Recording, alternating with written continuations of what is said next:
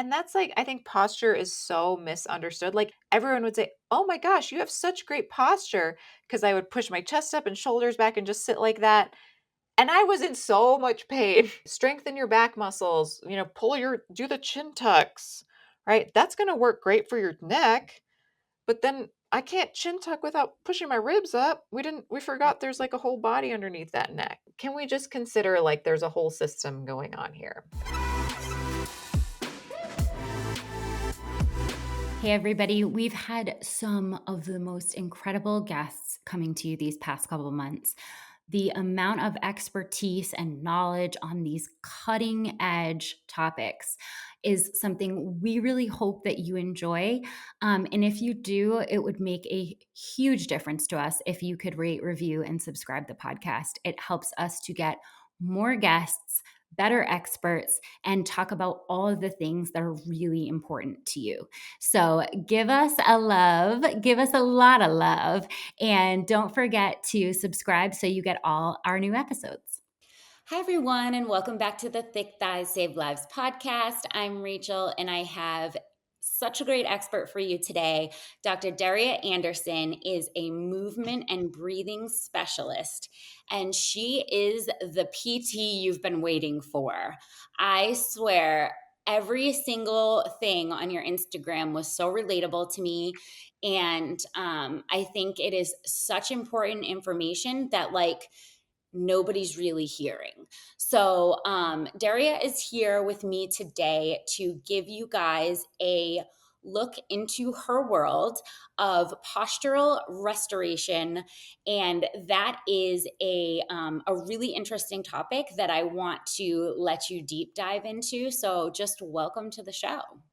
Yeah, thank you so much. And yeah, it's definitely not anything that I came up with at all. The Postural Restoration Institute is, who I was trained through, and I'm not like directly affiliated with them, but I just want to say I'm not that smart. I just have had really good teachers. So I'm excited to share this information because it's been pretty life changing for me. And yeah, I think it'll be helpful for your listeners.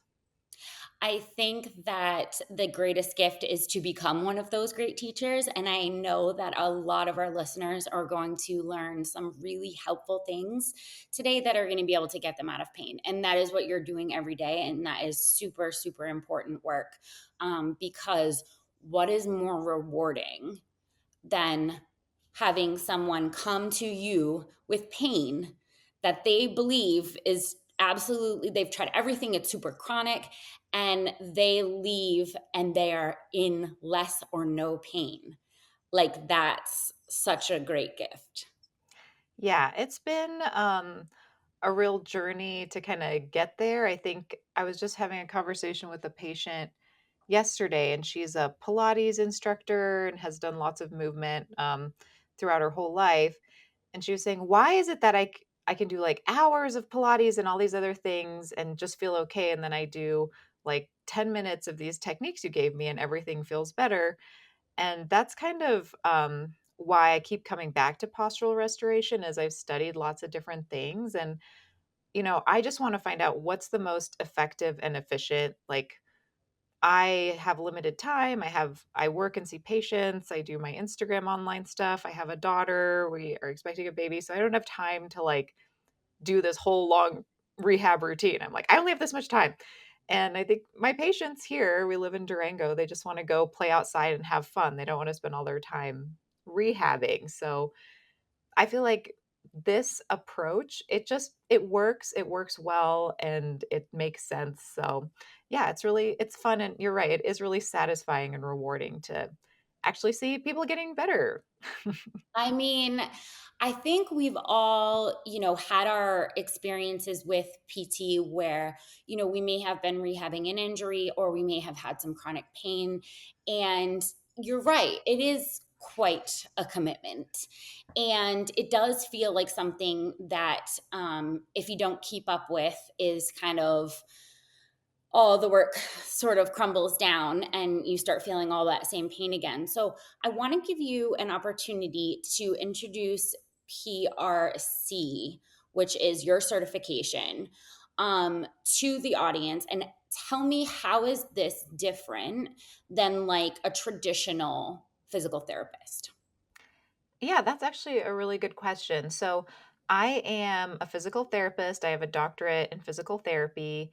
And I definitely want to say off the bat that traditional physical therapy is a really excellent tool. And honestly, most people are going to do well with just traditional PT, right? Like, if those physical therapists are following the evidence and the programs are all very evidence based now, I would say like 80% of people, that's all they really need. It's just that other 20% where they're like, "Why is this not working for me? Like, it worked for everybody else, doesn't work for me." Or like, "I get a little better, but it just comes back." That's when I think we need to look a little deeper, look a little more at the body as a whole system instead of just one or two areas. And so the Postural Restoration Institute, um, they have a certification called PRC, so you're Postural Restoration Certified. So you first have to be a physical therapist, and then you go through the certification process. So I'll kind of tell you my story. In physical therapy school, or in the physical therapy program, you learn basically, okay, how to assess the specific joint, how to assess the specific tissue, how to treat it. And I went on a clinical rotation. My first clinical rotation was in Alamosa, Colorado, which is this really teeny tiny town in the middle of nowhere. And my clinical instructor did PRI, and I'd never really heard much about it. And when he was treating his patients, he was the guy that when the other physical therapists were like, I don't know, I can't figure out this person, go see Josh, right? And so I knew he was doing something that was different, but it was so weird to me. It was so different than what I was learning in school. I was just kind of like, oh, this isn't what I learned in school. And I just kind of, after that, um, or that rotation, I just kind of blew it off. But this clinical instructor, he was so patient with me and he showed me all the patterns. So PRI is about not just looking at a specific bone or joint or tissue, but looking at a pattern in your whole system. We all pattern ourselves in different ways.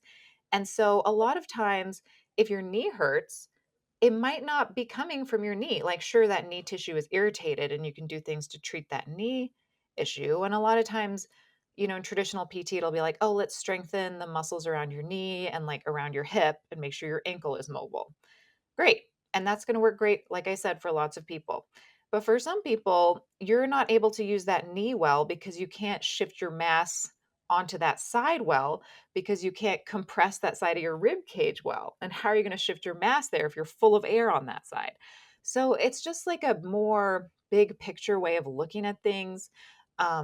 We take into account like your autonomic nervous system, not like, oh, you're so stressed, you should relax, but can your system have two sides? Can you oscillate? And is your spine like in a position that your nervous system can actually reach a state of relative calm and relaxation? Like if your spine is so extended, your sympathetic nerve ganglia, which live in your upper back spine, if they're constantly getting smooshed because of your posture, doesn't matter how much breathing or relaxation stuff you do or meditate, you're never going to be able to really chill out because of your position, right? So it's just a bigger picture. So I go back to school, I kind of forget about the PRI thing, and then I graduate and I'm doing my traditional PT, and people are getting better. I'd say some of them get better and then they're done. Um, and some of them, they would get a little better, come back. Massage their neck, do some other manual therapies, do some exercise, get better, come back, or that clears up, but something else pops up somewhere else. And those people, I kept seeing the patterns that he showed me. I'd be like, you have that pattern, but I didn't know what to do with it. And so I always tell this story. I had this really nice young man, and he was one of those people where we'd treat one area and then he'd feel better there, but something else would pop up somewhere else. So we'd treat that and that would get better, but something else would pop up somewhere else. And he was getting frustrated. I was getting frustrated. And eventually he said, it feels like I have a twist through my whole body. And I said, you do. I just don't know how to treat it. So I went and took my first PRI course, which was pelvis restoration. And literally all these tricky patients started getting better with just these weird breathing PRI techniques. And I wasn't even doing it that well back then. Like now I look back, I'm like, what was I even doing? But it was just really eye opening to just see the patterns and then be able to treat that. And then I had my own injuries that I can tell you about. And I saw all the best PTs, didn't really get better. And I found a PRI person, and she was the only person who could really help me. So at the time, I was like, oh, this horrible thing happened to me. But now I'm like so grateful that that happened because it brought me to where I am now, right? Having learned from her through my own experience. But I think if you go to PRI, like say you've been in regular PT, this is when people refer their patients to me. They say, it's going to be weird because it's not what you're used to, right? We're going to look at your breathing, we're going to look at your position. And the thing that people always say is like, this feels witchy. Like, are you a witch? Because your hip won't move. I'll have you do like 3 breaths in a certain position and then your hip will move. And people say, wait, is this like muscle testing? Is this like energy? No. I wish I were that sensitive enough to do like energies. I'm not. I'm too gross of a person. I'm like, does your hip move or does it not move? You can change the position of your hip with the position of your diaphragm, right? Because your diaphragm dictates the position of your pelvic floor. And I think those are the kind of connections that we're just not taught in traditional physical therapy. I think this hits on so many of the bigger themes that we see in health and fitness in general is just this kind of illusion that everything works in a vacuum. Like, Hmm. if we can maximize this one part, like we can understand this one part and maximize it, then we can fix our blank, our Yes. nutrition deficiency, everybody's always looking for the Yeah. one thing that will help me. And every time we come back to the fact that every single thing is working in conjunction and in a system with so many other things, that focusing in on just one area is just not ever going to be the whole picture. And I think that this is that version, just PT style, of Mhm. like your hip hurts, but like it's not your hip, girl. Yeah. Your No, hip's not the problem. I think that's really well stated. And honestly, having gone down this rabbit hole of postural restoration, that has been a big, I don't want to say frustration, but maybe challenge is how our healthcare system is set up, is it's very siloed. Um, so postural restoration is kind of known for like what I would call integration with other providers, meaning, oh, look, if your eyeballs don't work well together, that's going to position you in a certain way in the rest of your body because that shifts. So if you stand on one leg, like if your listeners just stand up and stand on one leg, that probably most of them can balance. But then if you close your eyes, you feel a little wobblier. Why? Right? Because when your eyes were open, you weren't thinking, oh, I better stabilize myself with my eyeballs. They were just doing that, right? Our eyeballs are literally just brain that got mooshed out of our orbits. It's part of your brain. And, the research shows that like about 50 to 70% of the neural connections in our brain have some connection to vision and visual processing. So this isn't like, oh, can you read line 8 on the chart? It's how are you interpreting visual space and posturing yourself accordingly? Because your brain wants to keep itself off the ground. It wants you to not fall. So it's going to take in that information and use your eyes to tell you, okay, eyes are going to talk to your neck is going to talk to the rest of your body, position yourself over here. So, say you were a little bit patterned, say you were dealing with some pattern in your body, and when you sat in the optometrist chair, you were a little bit in your pattern. And then they say, okay, look in the little phoropter, A or B, A or B, A or B. And then your vision is perfect in that pattern. Well, guess what? Now it's really hard for you to move out of that pattern because your brain's like, no, no, no. I only see well when I'm centered over my right leg or whatever. So, as a postural restoration provider, I work with an optometrist to help patients address that piece of their patterning so that they can be successful. Because if they're struggling with that, it's just going to be really hard for them to break out of their pattern. Does that make sense? It really does. You did. I wanted to talk about the eyes because I had it for later, but I'm going to say it now because you brought it up, and I think it's Yeah. so wildly interesting because you did a post on your Instagram about wearing corrective lenses that have like the near and far, Like a progressive lens. the progressive lens, which I think are like a lot of people are now wearing those. Mhm. And you talked about how that sort of affects the way that your brain is processing your own self in space, and that it can lead to imbalances and different, like, there were so many people in the comments being like, oh my God, I got those progressive lenses. And then all of a sudden I had like this weird pain in my right hip. Like, so can you say a little bit more about that, and just like, maybe someone will hear themselves? Yes. So, um, I just want to first start off by saying, like, everyone is unique. So, some bodies will tolerate a progressive lens just fine, and other bodies will not tolerate it well at all. And um, no shade to optometrists. Like, optometrists are doing a really good job of doing their job, which is making sure you can see clearly and you can function easily in your life, seeing everything you need to see, which is why progressive lenses have become so popular because, oh, look, I don't even have to change to readers because I have the reader built in.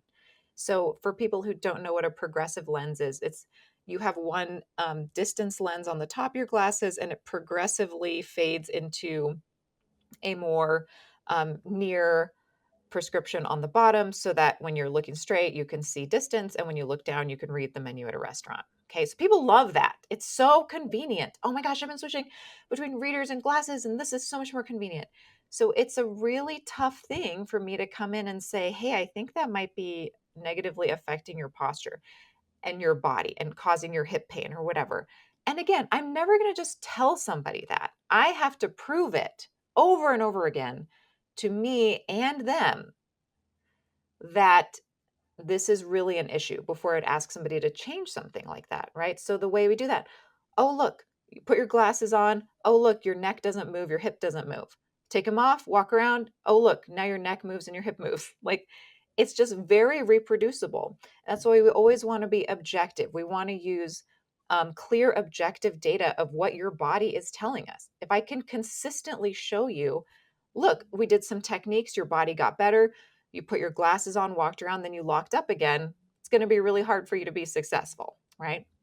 So, why are progressive lenses commonly an issue for folks?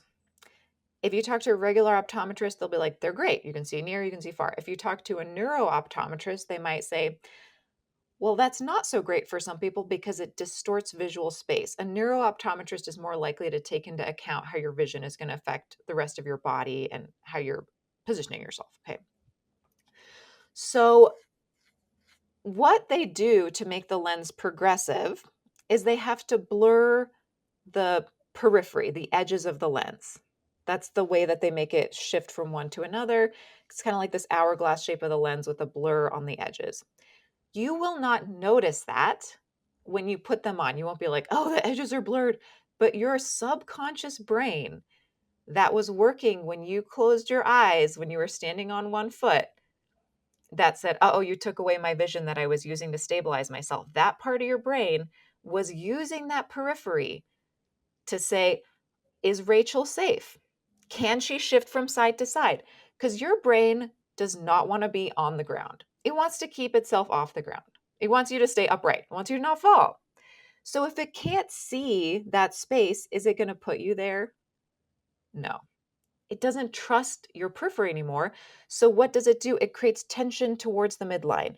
It won't let you shift side to side. And so you become more compressed. You've lost some sense of expansion in your system. In PRI, the ultimate goal for us is to create alternation, meaning you can easily shift side to side, have freedom in all planes. So if I just take away that visually, your brain says, I don't know that it's safe to go there, I'm not gonna put Rachel there. Why would I do that? Right? So we see a lot of tension come on in the system with the progressive lens for that reason alone. For other individuals, if you think about how visual space is observed, right? The ground is kind of closer to you, and then as you look up, everything is farther away. That's what your brain sort of expects to see. Now, let me just put a magnifying glass, which a reader is, on the bottom of your lens. Now, all of a sudden, the ground is closer than the relative sky or looking up. That's very confusing to your brain. It's like, what is going on? I don't know. Tension, tension, tension, right?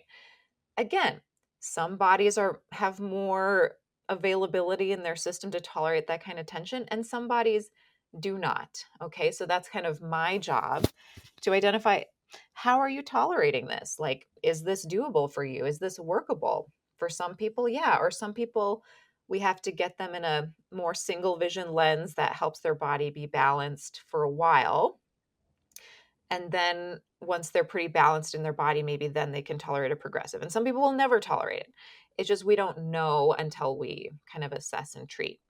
Um, and so that's why I really liked what you were saying about how everything is in there, right? And our healthcare system, I'd say a big struggle for a lot of PRI providers is finding optometrists and dentists to work with. And I can go into the dental piece if you want.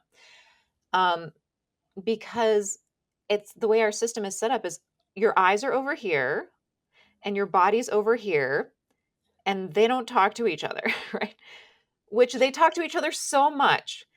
And it's been a huge challenge to find an optometrist who is open and willing to working with me to help our patients. Like, I get nothing out of that. Like, I don't have any kickback from them. It's just we need to help these people, and the only way we can help these people is together. And the biggest red flag for me when I talk to another provider is when they say, "Oh, we do everything in-house. We don't need to ever refer out to anybody." And I say, "That nobody can do that." And we really lean on, the knowledge and expertise of other providers to help our patients. And so building, I think, an integrative community of providers to help these patients. Again, that 20%, 80% of the people are going to be fine with the way the system is set up, but that 20% that kind of falls through the cracks, that get missed, that's who we're really trying to help and reach out to and support. And a lot of those patients need integration, meaning providers working together. Like, I'm not an optometrist. I always say I just know enough to get myself into trouble, meaning I can identify your vision is affecting your posture. That's that's about it. And then we get you over to the optometrist, get you positioned well in your body, and then they do their thing with your eyeballs to make sure you have good binocular vision. I can't do that. I can buy a lens kit and like pretend I can do that, but I can't do that, you know? So we all need each other. And I think, yeah, that's a huge, huge hole in our healthcare system that I think like people like you and your podcast are working to bridge that gap a little bit. But yeah, it's been definitely a frustration of like, trying to help some of these more complex cases. Let's all work together to help these folks. I mean, it's so true that, like, we want to treat the whole person, but at the same time, you're a specialist in what you're a specialist in. And Hmm. so it's really, really difficult to, you end up, on Google, just like in these rabbit holes of, trying to treat yourself because, you've been to this specialist and this specialist and this specialist, and they weren't the thing. Hey guys, the biggest event of the entire summer is finally here. It is the CVG birthday. Honestly, we treat our birthday like a college girl who it's like our birthday goes on for like so long, and we're like, we're gonna keep celebrating. It's gonna get bigger and bigger. But listen, we've been in business for 12 years, and it is hands down the biggest event of the summer. We have a ton of new patterns, some fan favorite restocks, and a ton of discounts for you guys to take advantage of. The 12 years would not be possible without you guys. This is our event to say thank you. This is our event to recognize how incredible our community is. And it is a really, really special thing to be in business for 12 years. And we could not have done it without you. So we are celebrating big college girl status. Come celebrate with us and get your hands on some amazing new designs, but like also some of the biggest discounts we do all year. And free gifts. We invented the free gifts for our birthday many, many years ago, and we started with our athlete sweatshirt. If you guys want to throw back to that, but we have some new free gifts this year. So stay tuned. Love you guys. Thank you for 12 years. Mhm. So, I really want to hit a little bit more on okay, so the way that your eyes are processing your surroundings can cause tension that then can give people pain signals. What are some other indicators to you that someone's, because we feel this, like, well, okay, I feel it in my neck. It's my neck muscles, it's my vertebrae that are in my neck. But what are some other things that besides vision that could be causing someone pain that they would never sort of connect to that system? Yes, great question. I've seen all sorts of things over the years. I would say the most common one that is surprising for people is how much the position of their diaphragm and affects everything else in their body. So I would say at a most simplistic level, right? If you cannot maintain a correct dome position of your diaphragm, your lower ribs will flare out a little bit as that diaphragm gets a little more flat. But basically, that diaphragm is now becoming a postural muscle, like a postural stabilizer. It's no longer a breathing muscle. And we talked about your brain. Your brain wants two things. Okay, he wants to be not on the ground. And then we talked about that. He also wants oxygen. Okay, your brain will do whatever it needs to do to achieve those two things. It doesn't care if it's a little uncomfortable or, in fact, pretty painful for you. It's like, well, Rachel's diaphragm is not working that great. I'm going to get air in however I can. So then your neck, think about the front of your neck and the sides of your neck. A lot of those muscles actually attach onto your upper ribs. And you can pull air in with your neck. That is a built in, let's say, like backup redundancy mechanism in your body. So, say you were sprinting up a mountain at 80, 95% exertion, you could get a little extra air in with your neck, right? That's what that system is there for. Some people are just sitting here, like you and I are sitting at our desks talking, breathing with their neck all the time. How do you think that's going to feel after days, months, decades? And I always hear people say, "Oh, I just carry tension in my neck. That's where I carry tension." Like it's just like the most normal thing in the world. I'm like, "You're not just supposed to have always tension in your neck. That's not normal." Okay? So, but it's kind of been normalized because so many Mhm. of us have this issue, because we don't position ourselves well, we don't use our diaphragm well. There's a lot of misinformation out there about posture and positioning and breathing. I mean, don't even get me started. Um, but if you can, you know, restore the position of your diaphragm and get your diaphragm working like it's supposed to, all that neck tension drops off. And I've seen people who've been in PT, massage for years, sometimes decades, like getting dry needling, getting massage week after week after week, and it feels better and then it comes back, feels better and then it comes back. And again, for me, going back to the beginning, I'm like, well, that's a great business model, right? If you're that massage therapist or physical therapist, I mean, no offense, like they're doing the best they can and they really are helping these people. And honestly, if I did that, that'd be a lot easier for me because I just stick a needle in somebody and like, I shouldn't say that even. Like, I think those people are doing their best to help people and they are helping them. But I'm like, if we can get to why do you keep getting tight? Then it's kind of like, okay, see you later. You're good. Do you know what I'm saying? I don't like to rely on other people to keep me feeling good. Like, that's just my personality. I'm like, just tell me what I can do for myself. And so I kind of put that a little bit on my patients. Like, I want you to have agency to take care of your body. Like, my goal is, like I always tell my patients, like, Rachel, you seem like a really nice person, but I kind of want to get rid of you. Like, I don't want to see you in here forever. Right. So if we can teach you how to manage your own position, manage your own diaphragm, and yeah, that's going to be some techniques. Like, maybe you do like 10 to 15 minutes of PRI techniques. We call them techniques, not exercises, morning and evening. And then more so, why don't you think a little bit throughout the day about maybe breathing a little bit differently here and there? Why don't you think about how you're sitting? Why don't you think about, how you get up out of a chair? Why don't you think about when you're lifting, like what position is your rib cage in?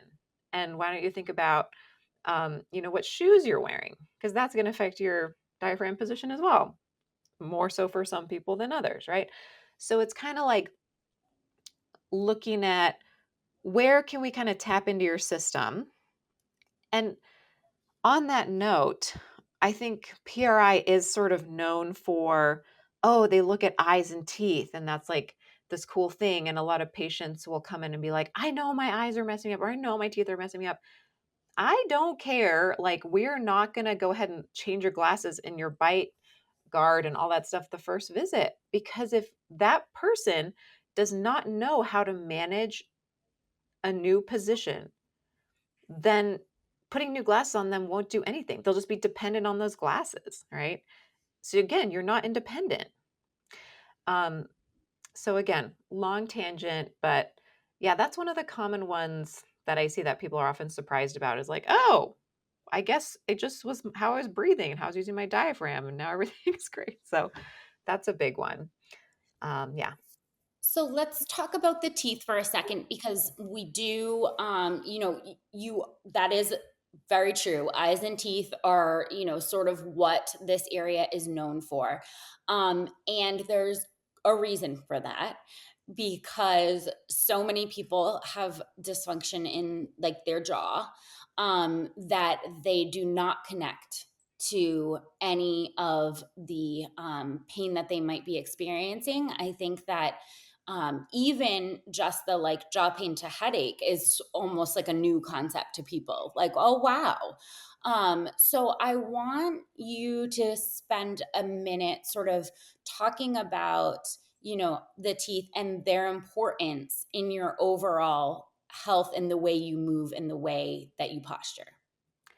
Yes. So I just want to restate because I feel like this is having talked with lots of patients and lots of other PRI providers, we would never like jump to that first. Like, first visit, gathering a history and assessing a patient, I could have in the back of my mind, like, okay, we're probably going to need to do dental integration at some point, but I will not do that until you can prove to me that you can get your own body neutral. You probably won't be able to hold it, but you need to prove to me that you can get there. Okay, then we can talk about an appliance. Sometimes if someone is in just like really severe jaw pain and they're just in a bite guard that's really affecting them negatively, I might do that sooner just, to give them some relief. But that's an important note to make. Okay, so why do we look at teeth a lot? Um, that's kind of a big one, but I'll try and talk about it simply. So, kind of like vision, right? Your brain is always looking for cues. It wants to be off the ground and it relies on your eyeballs. Where am I? Where am I? Where am I? Your bite, I want you to think of the top teeth as your head, like your skull, your cranium, and the bottom teeth as part of your neck, right? The way that your brain communicates with the rest of your body is via your neck, which includes your lower jaw, your mandible. Okay. So there is a high density of a certain nerve type called a proprioceptor. This is a nerve that you're nodding because you're, in the physical world, like you know what that is. But in case someone doesn't know what that is, it's basically a type of nerve that says, what position is this joint in? Okay. And if you think about, okay, what other areas have a high density of proprioceptors? The highest density is in your ankles and your neck. Why? Because your brain is looking for information from your feet. Where am I? Where am I? Where am I? From your neck. Where am I? Where am I? Where am I? Another region that has a high density of proprioceptors is your periodontal ligament, which is basically the ligament that all your teeth sit in. Your teeth are actually as sensitive as your fingertips. Do you ever get like a piece of popcorn stuck in your teeth? And it's like an emergency, right? Emergency. Stop Yeah. everything. Yes. You're like, I have to address this right now, right? And the reason for that is it's so sensitive. But then why are your teeth so sensitive? They just chew your food, right? Like, why would they need to be sensitive? Because your brain is looking to say, where am I on top of the rest of my body? And the way that it says that is it just will touch your teeth together to get that information. People say, well, I don't touch my teeth together. Yes, you do. Every time you swallow, every time you stand up from a chair, every time you go from lying down to sitting up, you just quickly touch your teeth together to get a sense of where am I, where am I, where am I? Okay, so say now you're missing teeth, one. You've had something done to you. Oh, your bite was off. We have to shave down these teeth on this side, to make it balanced, something like that. Or you had braces. Um, the cranial bones, the bones in your cranium, I was taught in my physical therapy program, those bones do not move.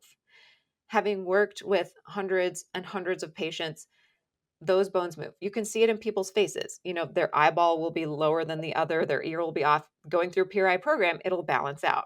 Okay, that was your cranial bones moving.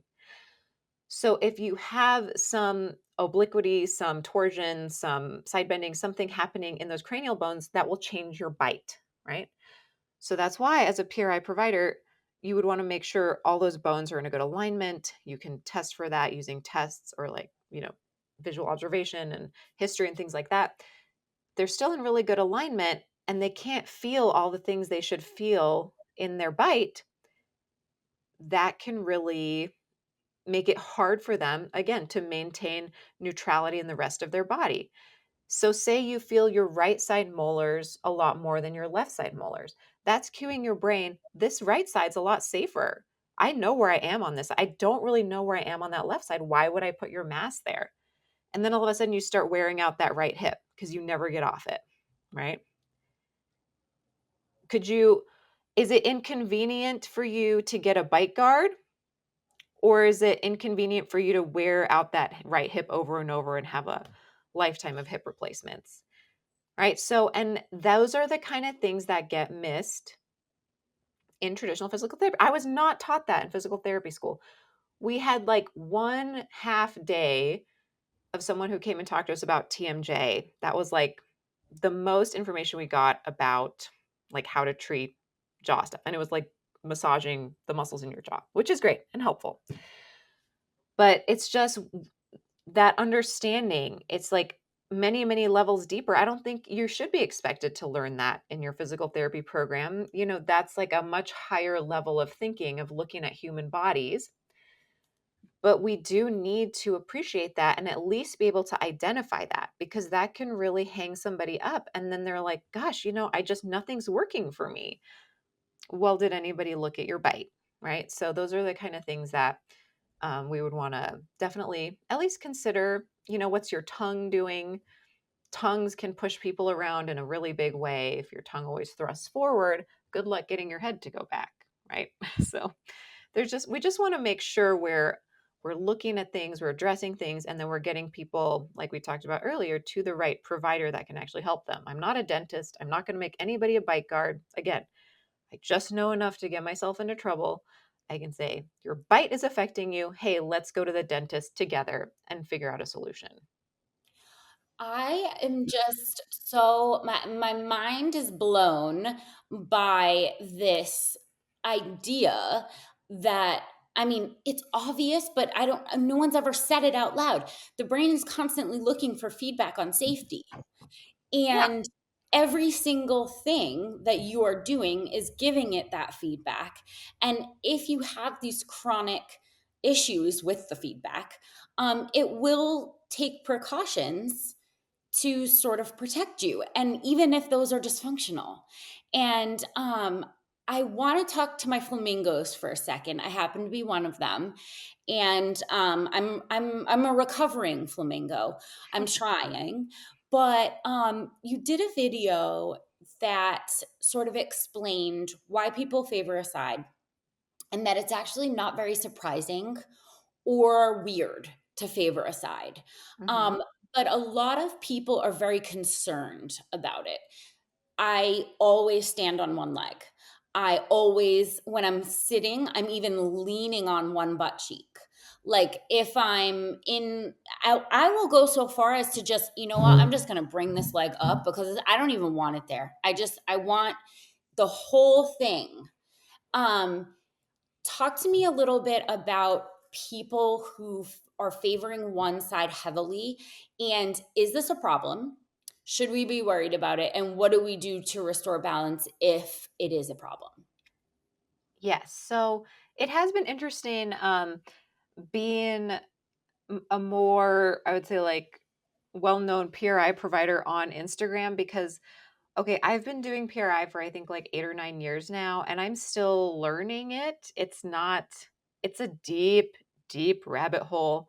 Um, and so I'm trying to explain these relatively complex ideas in, it used to be a 1 minute clip. Now I have 3 minutes.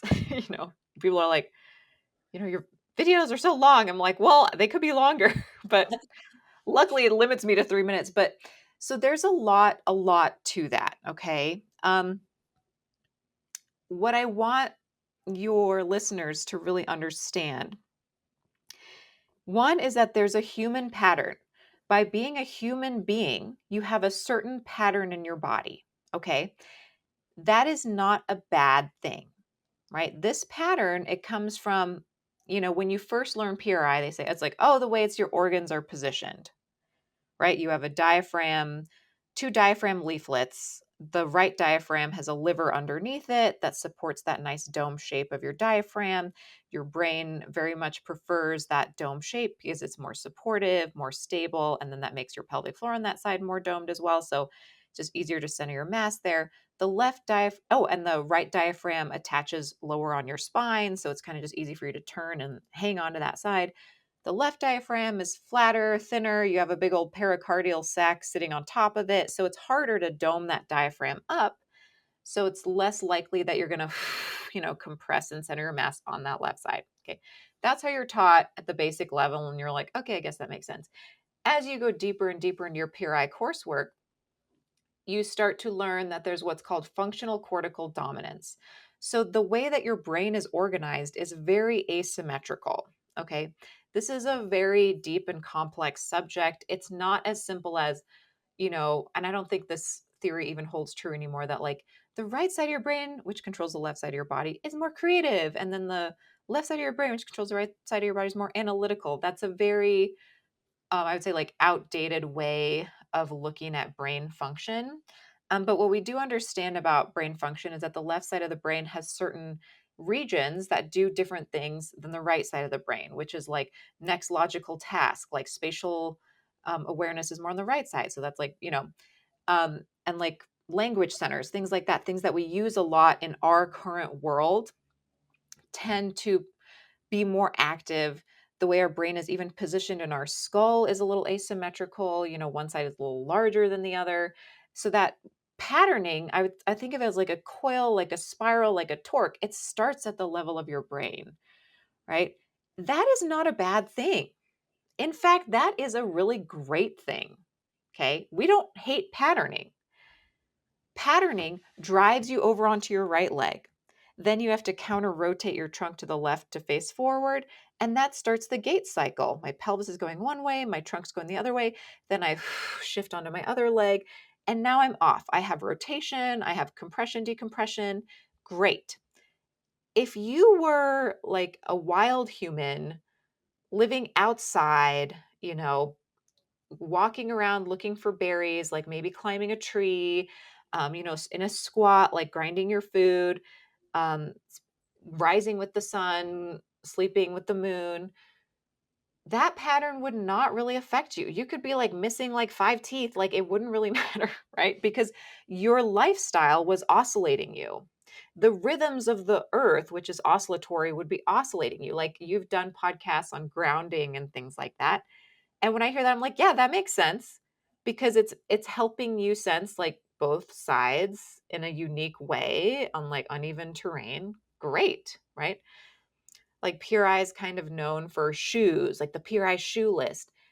I don't want everybody to be in shoes. Like if you live outside on varied surfaces and you're walking on grasses and sand and like uneven terrain, then yeah, be barefoot. But if you spend most of your day in a square box on a hard, flat surface, again, your brain's like, I'm getting zero information from my feet. I'm just going to tense up because this makes no sense to me. Then, okay, could we just slap a shoe on your foot that's going to give you that sense back? Does that make sense? No pun intended. So, okay, so when should you be worried about a pattern? Okay, the people that end up in my office are patterned to a degree where it's causing issues. Okay, everybody has the human pattern, it's not bad. Okay, it only is problematic when you get stuck. And there's lots of different ways you get stuck. It's interesting on Instagram when I explain that the right side pattern, people say like, well, all my pain's on my left side. Yeah, totally could be because that side's not doing half of what it's supposed to be doing either. It can never compress, right? The right side can never decompress.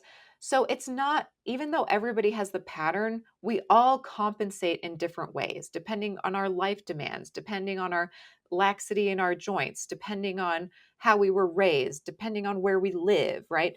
So no one is going to present the same way. And that's kind of my job and why I work one-on-one with patients in the clinic is I can't say everybody do this. I can say everybody has this starting point, and then it's my job to sort of identify, okay, how have you in your own unique flower way figured out to compensate to get, because you're still walking, right? You still walked in here, which is a bilateral activity with, but you were only doing that on one side. How are you doing that, right? So that's when it becomes problematic. And that's when, you know, if you're like, oh, I have this like weird pain that kind of came out of nowhere, it doesn't really go away, or maybe it like comes and goes, and like I've rested it, I've done PT for it, maybe I've even had surgery for it, which I see a lot. People had surgeries they probably didn't need to get. Oh, it didn't work because that wasn't, your labrum wasn't the problem, is that you could never get off that hip, right? So hopefully we don't, my goal is like, hey, can we get to you before you have a surgery that you don't need, right? Lots of surgeries are totally necessary. A lot of times I refer people for surgery, but sometimes I think that could have been avoided.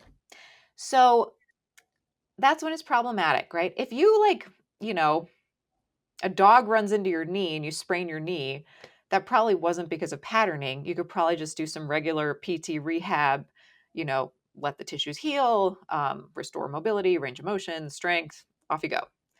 That's not really the kind of patient I'm seeing in here. The kind of patient I'm seeing in here, my knee just started hurting and it just started getting worse and worse. And I, have done all things, get some things make it a little better, but it always comes back. Okay, well, oh, look, your hip can't move because you're in this pattern. Address that, knee issue goes away, right? What can you do about it? You had such a great example. I'm a flamingo. I always like to stand on this leg. It could be your left leg, right? Just because you center your mass on the right doesn't mean you don't stand on your left leg, but you probably lock it out because you can't compress on that side well. And you were showing me like you brought your right knee up. That's not because you like to have your left leg on the ground. It's so you can compress your right side more, right?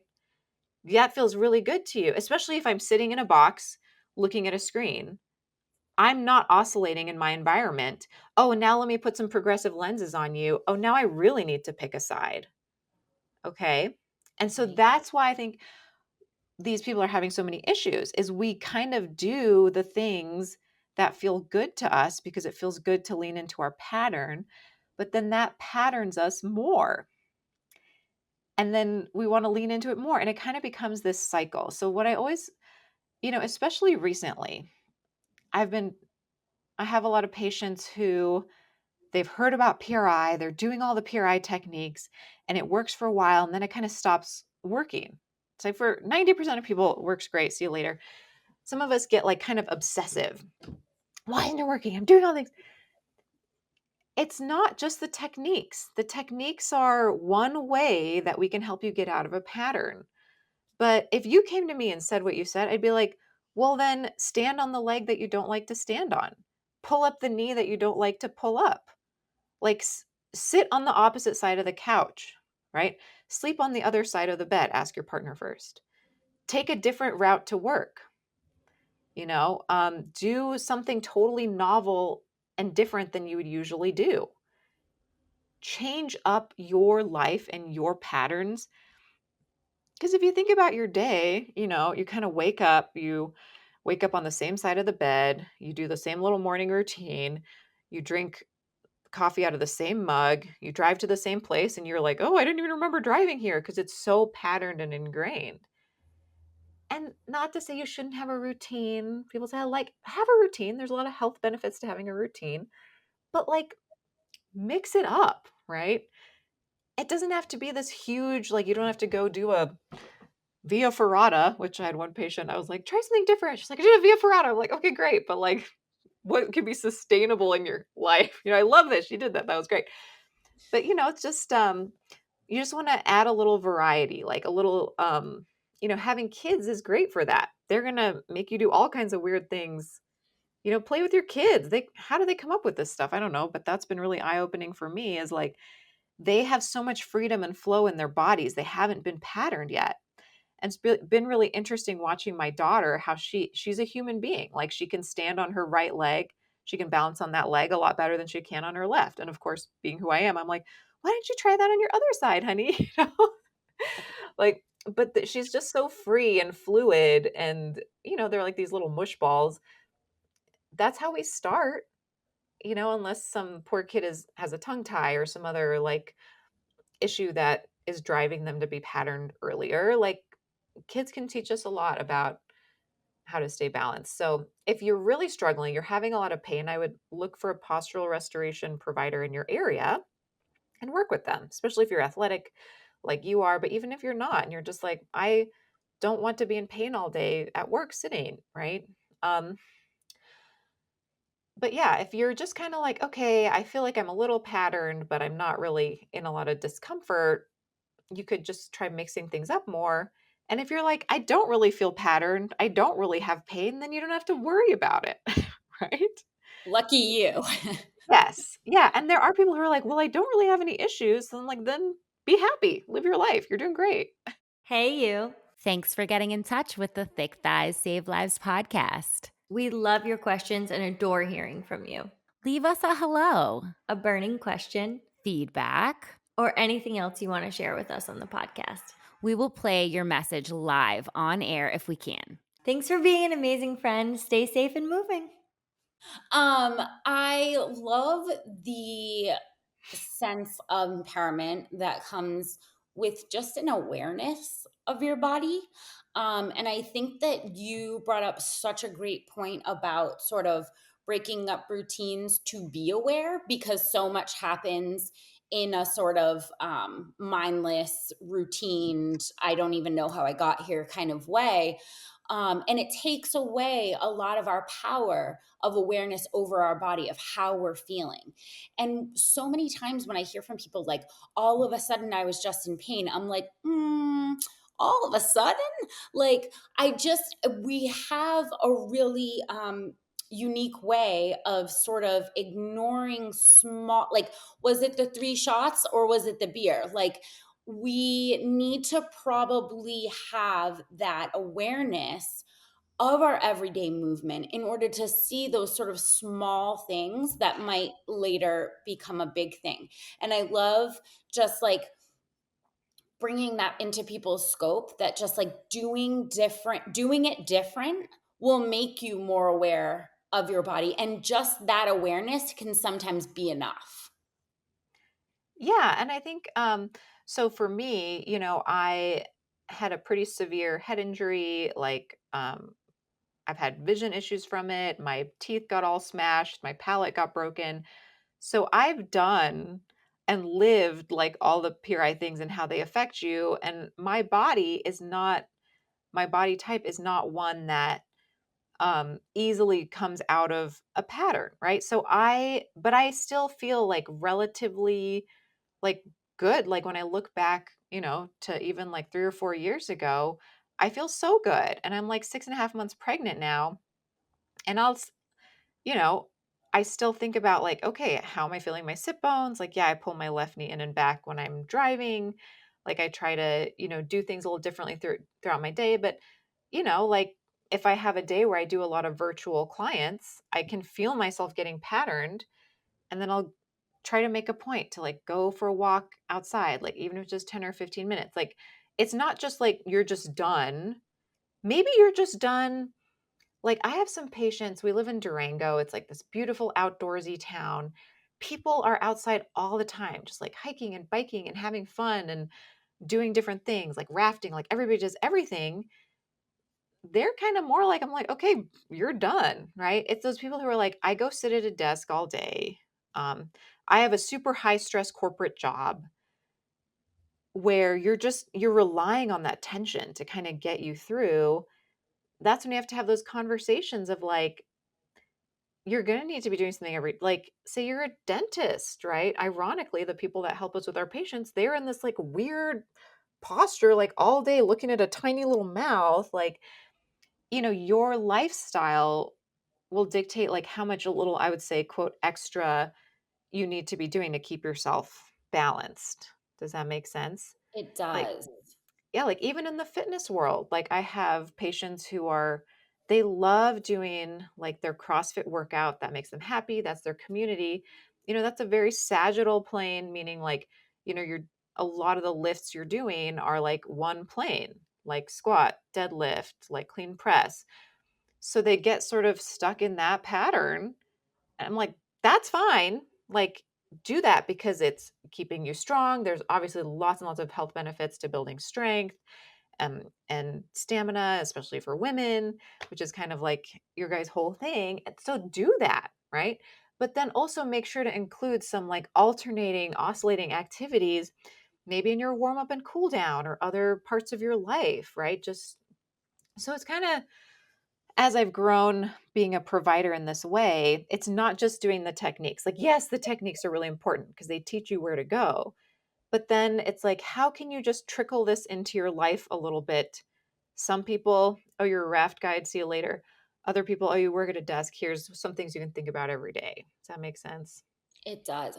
It's really refreshing to hear, obviously a very personal approach that is not often seen in the medical field. Everybody needs to sort of fit in a box. This is what I know, this is how I know to treat. Um, and so I love the personal approach. I know that all of the techniques are going to be personalized to, the human and what their particular dysfunction might look like. But if you could have us all doing one of the techniques, and you could say, like, tomorrow every single person on earth wakes up and they do this every day, and this is the one that I think will help most people feel so much better, what should we all be doing? Ooh, that's a good one. So I think, the value of working one on one with a provider is you can sort of tailor it to you. But if you can take it back level by level by level. Like at the most basic level, you need to not be so extended, meaning you need to be able to get both your ribs down, get both your diaphragms up. You have two diaphragms, a right one and a left one, and be able to sense expansion in your rib cage in 360 degrees. Okay, a lot of people can't do that. Um, and so I actually created this like online program because so many people on Instagram are like, I want to work with you. I'm like, well, I'm not taking new patients. Um, where it works through like, okay, do you own the sagittal plane, which is that not being extended. And then now can you work on the frontal plane? And then, oh, now can you get the transverse plane, which is like alternation. So some people don't need all that sagittal plane stuff. It'll be extra for them, but it's not going to hurt them, right? So it's kind of like that would be the catch all. That would be the place to start. So if I were sitting here with you, and something that I teach almost everybody is let's work on breathing in such a way that's going to put your diaphragm in a better position. So if you're sitting in your chair right now, you're actually going to roll your sit bones under a little bit. So you really feel your sit bones, like the points of your sit bones. A lot of us think we're on our sit bones when we're kind of arched and tipped forward. You're kind of more on the front of your sit bones. You want to be right on those pointy parts.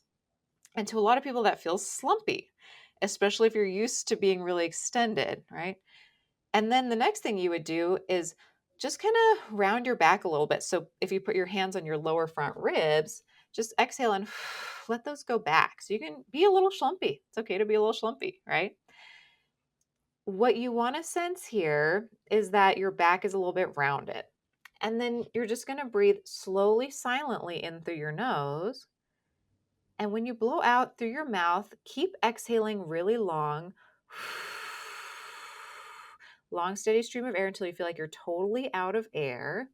And you should feel those lower ribs come in a little bit. Then you're going to pause for 3 seconds. Put your tongue on the roof of your mouth, then slowly, silently inhale through your nose.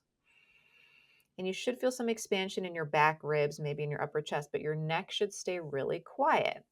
And you would just repeat that, right? And you could feel like maybe your neck was trying to help your inhale a little bit, right? That's why I say inhale silently. Again, not everybody needs to do that, but if you're being like, if I was like super close, like right close to your face, I shouldn't hear you breathe in. I should definitely hear you breathe out. But it's not forced. It's not like, right? That's more a Valsalva type maneuver. That's going to recruit different abdominal muscles. It's just that long, slow. Then you have to pause. That little pause does a lot of things. Some people can only pause for 1 second. You want to try for 3 to 5 seconds and then slowly, silently breathe in. You do 5 rounds of 5 breaths like that every day. Like, say you're driving to work and driving home, you do 5 rounds of 5 breaths in your car both ways. Oh, look, my neck doesn't hurt anymore, or whatever. So that's an easy one you could try. That was so great. If you, I'm sure that our listeners are going to follow along with that. And I don't know about anyone else, but I feel the most like oxygenated I have all day. Like that felt like real breathing, whereas what I was doing before was like not real breathing.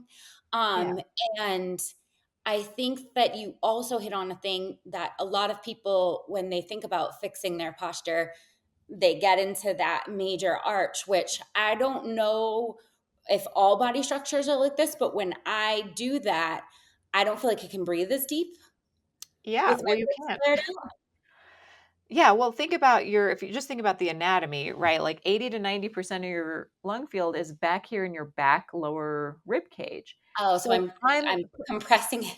if I'm pushing my chest up and pulling my shoulders back, now like try that. Sit up really straight in quote really good posture and then take a deep breath. What are It's you that using coming in. and what are you using to get that air in? Yeah. Your neck. You don't Yeah. have any other option. So now if you roll back onto your sit bones and then drop your front ribs and you're going to feel a little schlumpy and then you try and take a nice full breath. Now you can feel like maybe some expansion in your back ribs, right? Some so this is tricky for a lot of people and this is like a pretty interesting thing to do on a podcast because people say, "Well, you want me to slump?" No. But if you're very extended and your brain thinks that this arched back, chest up, shoulders back position is straight, then when you get to neutral, it feels like you're slumping. Your brain thinks we went the other. I don't want you to sit like this, like in a super, super slump. Well, then you can't breathe. You can't breathe good Can't like breathe. that either. Yeah. So, And yeah. and this is slumping. This is neutral. When I push my chest up, that's reverse slumping. I'm just slumping in a different way. I cannot use my abs because they're on stretch. I'm hanging on my low back and I'm crunching my low back to exist here. I'm breathing with my neck and I wonder why I don't feel good. I have good posture. I look pretty, put me on the cover of Yoga Journal, right? But it hurts. Like yoga teachers, I taught yoga for many years before I became a PT. Man, I'll say, you know, CrossFit, not that bad. Yoga teachers and students, those are tougher to treat because they're extended, they're overstretched, right? That's like, yeah. So it's really interesting because everyone's like, they'll come and they'll be like, yeah, I do yoga every day. I don't know why my back hurts. I don't hate yoga. There's lots of health benefits to yoga, but I think the way it's taught now is like open your heart, like chest up. And I think they miss some of that, stay connected, ribs to pelvis, which is also a part of yoga. It just doesn't look as pretty, I guess, or exciting, feel as exciting. That's so great. I feel much more prepared um with, thinking about, okay, I want to fix my posture, multiple times during the day if you're a sitter or you have a job that forces you to sit. Um you try Most people try to think about correcting their posture a couple times a day, like, oh, ooh, I'm really, and that is what I do. I roll my shoulders back, I get a big arch in my back, it's very overextended, and here comes my ribs flaring, like to say hello. And then I'm like, yeah, I fixed my posture. I Mhm. can't really breathe now, but it's good. Yeah. And I am so inspired now to cue into a neutral spine and Yeah. like actually get some oxygen, Yeah. because if that feels so much better than like pushing into this position, which doesn't feel good or natural, but that's how I'm supposed to be, so that's what I did. And that's like, I think posture is so misunderstood. Like, even when I was in my physical therapy program, as a physical therapy doctoral student, everyone would say, oh my gosh, you have such great posture. Because I would push my chest up and shoulders back and just sit like that. And I was in so much pain, but I looked so pretty, right? And I was in school for PT, right? And that's what we learned, strengthen your back muscles. There was no talk of your rib cage. And when you understand, oh, posture is about, like if you have really forward shoulders and a forward head, if you can learn how to get air under these upper ribs, that is what fixes the problem. Because this person that is really forward with their shoulders, their ribs are still up. Their ribs are so far up that they had to push their shoulders and chest forward to counterbalance that. So if you're Wow. telling that person to push their shoulders back, guess what? You just made them a lot worse. And it's so funny because I literally just posted about that this morning before we got on here about like how posture is so misunderstood. And, I've treated patients that way. Strengthen your back muscles, do the chin tucks, right? That's going to work great for your neck, but then I can't chin tuck without pushing my ribs up. We forgot there's like a whole body underneath that neck, right? And that's kind of where I feel like, we fall short sometimes is, can we just consider like there's a whole system going on here, right? And so I'm giving you permission to just relax. Like, sit, if you have a chair, like sit all the way back, roll your pelvis under, drop your ribs, feel your sit bones, be happy, right? Not that you have to sit in that position and not move. Like move around, you pull one leg up, then pull the other leg up. Get a cup of coffee. Like sit cross legs sometimes. People are like, well, they're all like, shy to tell me. They're like, well, actually, when I sit at my desk, I like kind of sit cross legged and pull this leg up underneath. That's fine. Just make sure you do the other side too. The side that feels weird, right? Don't just do the same side over and over and over and over. It seems obvious, but everybody does the same side Everybody. yeah, until someone gives you permission, no, do both sides. And they're like, well, that side feels a lot tighter. Yeah. That's what you should do more. So, um, so yeah, I'm giving you permission to just relax a bit, right? We don't want to be so extended. Chest up, shoulders back is probably hurting you more than it's helping you. And so you have permission to not do that anymore. Oh, I love that. I want to give you an opportunity to share where our listeners can hear more from you, because your Instagram is fantastic. And you mentioned that you do have an online course that people can go through. So, if we have listeners who are interested, where can they find you? Yeah, so my Instagram handle is at Dr. Derya Anderson, Derya Anderson. And in my bio, there's a link to my online program. I tried to make that, affordable for people, doable for people. And it's been really great. Like all the members of that community who are going through the program, they'll send me messages, ask questions. So you kind of have access to me that way. Um, right now, I don't have the capacity to be taking on more virtual clients. So it's been nice that, people can work through that program on their own, but still have some access to me. So that's a really good resource as well. And yeah, I just encourage people to look for a postural restoration provider in their area. You can go to posturalrestoration.com if you're like really struggling with some pain and this is resonating with you what I'm saying. There are people out there who can help you and look at the whole system. The whole ass system. The That whole is system. 2025, we're looking at the whole ass system. We're no Yes. longer just treating, spot treating. I Yes. love this. Thank you so much for coming on with us today. And I cannot wait to have all of our listeners be able to have this valuable information. I really appreciate it. Well, thank you so much for having me. It was really fun.